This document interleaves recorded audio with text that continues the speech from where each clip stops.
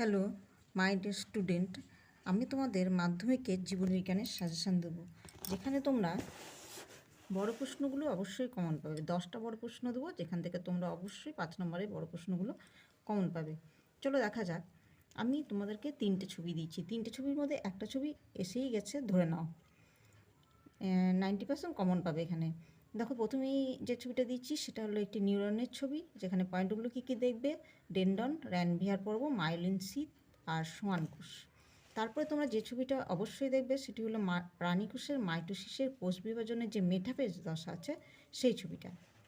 আর একটি ইউক্যারিওটিক ক্রোমোজোমের অঙ্গসংস্থানিক গঠনের যে ছবি আছে সেটা দেখে যাবে। সেখানে যে পয়েন্টগুলো দেখবে সেগুলো হলো chromatid, telomere, centromere, nuclear organiser. তারপরে তোমরা যেটা দেখবে, দেখো প্রাণের যৌনক্রমে ছবি সহ বর্ণনাটা পড়ে যাবে।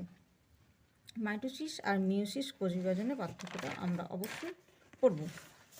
এরপরে কি আছে দেখো, এরপরে তোমরা দেখো, এরপরে আমরা পড়বো মেন্ডেলের স্বাধীন সঞ্চালনের সূত্রটা পড়ব। আর মেন্ডেলের যে দ্বিসংখ্য জনন আছে সেই দ্বিসংখ্য জননের জিনোটাইপটা পরীক্ষা আমরা দেখব। আর মেন্ডেলের মটর গাছের যে ফুলের বিপরীতধর্মী বৈশিষ্ট্যগুলো আছে সেগুলো আমরা দেখে যাব। আর মানুষের ক্ষেত্রে লিঙ্গ নির্ধারণ পদ্ধতিটা এবছরে ইম্পর্ট্যান্ট। আর উটের অতিরিক্ত জল ক্ষয় যেটা আছে সেটা সহ্য করার জন্য লোহিত রক্তকণিকার সঙ্গে যে সম্পর্ক সেটা দেখব। আর বাতাসে ওড়ার জন্য পায়রার বায়ুথলির যে কাজগুলো বা ভূমিকাগুলো আছে সেগুলো দেখব। থ্যালাসেমিয়ার লক্ষণগুলো দেখে যাব। আর বাবা বা মায়ের একজন যদি থ্যালাসেমিক আর অন্যজন যদি থ্যালাসেমিয়ার জিনের বাহক হয়, তার বংশগতি সংক্রান্ত যে ফলাফলগুলো আছে সেগুলো দেখব। আরও সময়ের অভাবে আমি আরও দুটো সাজেশান তোমাদেরকে মুখে বলে দিচ্ছি, যেটা আমি লিখতে পারিনি। সেটা হলো আমরা LSH, ICTH, এই হরমোনগুলো, FSH, এই হরমোনগুলোর কাজগুলো অবশ্যই আমরা দেখে যাব। এগুলো আমরা হরমোনের কাজগুলো দেখব। আর হ্যাঁ, মস্তিষ্কের কাজ তোমরা অবশ্যই দেখে যাবে।